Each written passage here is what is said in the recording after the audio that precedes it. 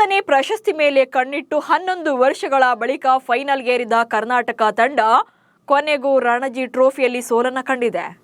ಚೊಚ್ಚಲ ಬಾರಿಗೆ ಟ್ರೋಫಿ ಸುತ್ತಿಗೆ ಸೆಲೆಕ್ಟ್ ಆಗಿದ್ದ ಜಮ್ಮು ಕಾಶ್ಮೀರ ಕಂಪ್ಲೀಟ್ ಆಗಿ ಡಾಮಿನೇಷನ್ ಮಾಡಿ ಚಾಂಪಿಯನ್ ಪಟ್ಟಕ್ಕೇರಿದೆ. ಪಂದ್ಯ ಡ್ರಾ ಆದರೂ ಕೂಡ ಇನ್ನಿಂಗ್ಸ್ನ ಆಧಾರದ ಮೇಲೆ ಜೆಕೆ ತಂಡವನ್ನ ವಿನ್ನರ್ ಅಂತ ಘೋಷಣೆ ಮಾಡಲಾಗಿದೆ. ಸುದೀರ್ಘ 5 ದಿನಗಳ ಪಂದ್ಯದಲ್ಲಿ ಸಾಕಷ್ಟು ಕಿರಿಕ್ಗಳಾಗಿವೆ. ಅಂಪೈರ್ ವಿರುದ್ಧ ಮೋಸದ ಆರೋಪ ಕೇಳಿ ಬಂದಿದೆ. ಜೊತೆಗೆ ಕನ್ನಡಿಗರ ಬೇಜವಾಬ್ದಾರಿ ಆಟ ಕೂಡ ಗೊತ್ತಾಗಿದೆ. ಕರ್ನಾಟಕ ಮತ್ತು ಜಮ್ಮು ಕಾಶ್ಮೀರ ನಡುವಿನ ಫೈನಲ್ ಪಂದ್ಯದ ಬಗೆಗಿನ ಕೆಲ ಇಂಟ್ರೆಸ್ಟಿಂಗ್ ವಿಚಾರಗಳನ್ನು ಈ ವಿಡಿಯೋದಲ್ಲಿ ಹೇಳ್ತೇನೆ. ನಾನು ಶಾಂತ. ನೀವು ಸುದ್ದಿಯಾನದ ಸಬ್ಸ್ಕ್ರೈಬರ್ ಆಗೋದಕ್ಕೆ ಮರಿಬೇಡಿ. ಡೊಮೆಸ್ಟಿಕ್ ಕ್ರಿಕೆಟ್ನಲ್ಲಿ ಪ್ರತಿಷ್ಠಿತ ಟೂರ್ನಿ ಆಗಿರುವಂತಹ ರಣಜಿ ಫೈನಲ್ನಲ್ಲಿ ಜಮ್ಮು ಕಾಶ್ಮೀರ ಚಾಂಪಿಯನ್ ಆಗಿದೆ.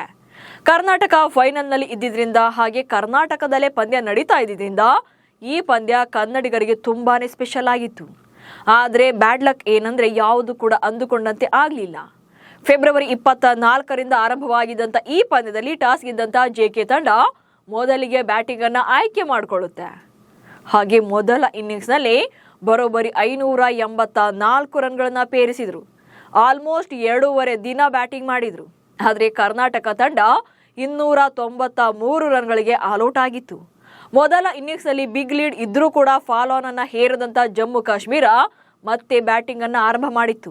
5ನೇ ದಿನದ ಆಟ ಆರಂಭಿಸಿದಂತ ಕಮ್ರಾನ್ ಇಕ್ಬಾಲ್ ಶತಕ ಗಳಿಸುವಲ್ಲಿ ಯಶಸ್ವಿಯಾಗಿದ್ರು. ಹೀಗಾಗಿ 2 ಇನ್ನಿಂಗ್ಸ್ ಸೇರಿ 633 ರನ್ಗಳ ಲೀಡ್ ಪಡೆದ ಜಮ್ಮು ಕಾಶ್ಮೀರ ಅಲ್ಲಿನ ನಾಯಕ ಫಾರಸ್ ಡೋಗ್ರಾ ಡ್ರಾಗೆ ಕರೆ ಕೊಡ್ತಾರೆ. ಮೊದಲ ಇನ್ನಿಂಗ್ಸ್ನ ಲೀಡ್ ಆಧಾರದ ಮೇಲೆ ಈಗ ಜಮ್ಮು ಕಾಶ್ಮೀರ ತಂಡವನ್ನ ಚಾಂಪಿಯನ್ ಅಂತ ಘೋಷಣೆ ಮಾಡಲಾಯಿತು. ಚೊಚ್ಚಲ ಟ್ರೋಫಿ ಗೆದ್ದ ಜಮ್ಮು ಕಾಶ್ಮೀರದ ಆಟಗಾರರು ಮೈದಾನದಲ್ಲಿ ಕುಣಿದು ಕುಪ್ಪಳಿಸಿದ್ರು.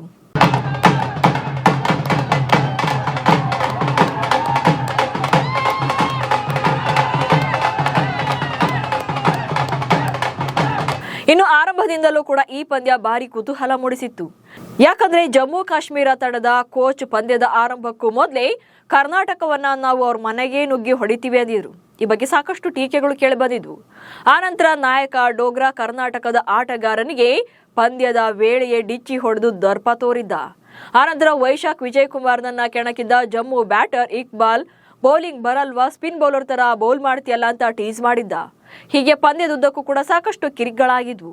ಇನ್ನು ಇದೆಲ್ಲದರ ನಡುವೆ ಮೊದಲ ಇನ್ನಿಂಗ್ಸ್ನಲ್ಲಿ ಕೃತಿ ಕೃಷ್ಣ ಔಟ್ ಆಗಿದ್ದು ಕೂಡ ವಿವಾದಾತ್ಮಕವಾಗಿದೆ. ಚೆಂಡು ಬ್ಯಾಟ್ನ ಎಡ್ಜ್ಗೆ ಬಡಿದು ಪ್ಯಾಡ್ಗೆ ಬಡಿದು ಔಟ್ ಅಂತ ಕೊಟ್ಟಿದ್ರು. ರಿವ್ಯೂನಲ್ಲಿ ಬ್ಯಾಟ್ಗೆ ಬಾಲ್ ತಾಗಿರೋದು ಕನ್ಫರ್ಮ್ ಆಗಿ ಗೊತ್ತಾಗ್ತಾ ಇತ್ತು. ಹೀಗಿದ್ರು ಕೂಡ TV umpire Virender Sharma out ಕೊಟ್ಟಿದ್ರು. ಇದು KL ರಾಹುಲ್ ಸೇರಿದಂತೆ ಕರ್ನಾಟಕದ ಆಟಗಾರರ ಸಿಟ್ಟಿಗೆ ಕಾರಣವಾಗಿತ್ತು. ಸೊ ಇದೆಲ್ಲ ಏನೇ ಕಿರಿಕಗಳು ಏನೇ ಇದ್ರು ಕೂಡ ಇಲ್ಲಿ ಕರ್ನಾಟಕ ತಂಡದ ಆಟಗಾರರು ಜಮ್ಮು ಕಾಶ್ಮೀರದ ಆಟಗಾರರಿಗೆ ಫೈಟ್ ಕೊಡೋಕೆ ಹೋಗಲೇ ಇಲ್ಲ. ಬೌಲಿಂಗ್ ಅಂತೂ ತೀರಾ ಕಳಪೆಯಾಗಿತ್ತು. ಲೈನ್ ಅಂಡ್ ಲೆಂತ್ ಕಂಪ್ಲೀಟ್ ಆಗಿ ಮಿಸ್ ಮಾಡಿದ್ರು. ಕರ್ನಾಟಕ ಪರ ಬೌಲರ್ಗಳು ತಮ್ಮ ಕೋಟವನ್ನ ಮುಗಿಸ್ತಾ ಇದ್ರು ಬಿಟ್ರೆ ವಿಕೆಟ್ ತೆಗಿಬೇಕು ಅನ್ನುವಂತ ಫೋಕಸ್ ಮಾಡ್ತಿರ್ಲಿಲ್ಲ. ಆ ರೀತಿಯಾದಂತಹ ಬೌಲಿಂಗ್ ಅವರಲ್ಲಿ ಕಾಣಲಿಲ್ಲ.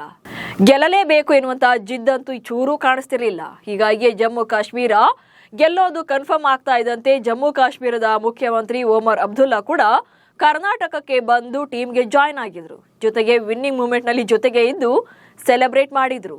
ಜೊತೆಗೆ ತಂಡದ ಎಲ್ಲಾ ಸದಸ್ಯರಿಗೆ ಈಗ 2 ಕೋಟಿ ರೂಪಾಯಿ ಬಹುಮಾನ ಘೋಷಿಸಿದ್ದಾರೆ. ಸೊ ಫೈನಲಿ ರಿಸಲ್ಟ್ ನೋಡಿದಾಗ ಕರ್ನಾಟಕ ಗೆಲ್ಬೇಕಿತ್ತು ಅನ್ಸುತ್ತೆ. ಆದ್ರೆ ಪರ್ಫಾರ್ಮೆನ್ಸ್ ನೋಡಿದಾಗ ಜಮ್ಮು ಕಾಶ್ಮೀರದ ಆಟಗಾರರು ಡಿಸರ್ವ್ ಇದ್ದಾರೆ ಅನಿಸ್ತಿದೆ. ನಮಸ್ಕಾರ.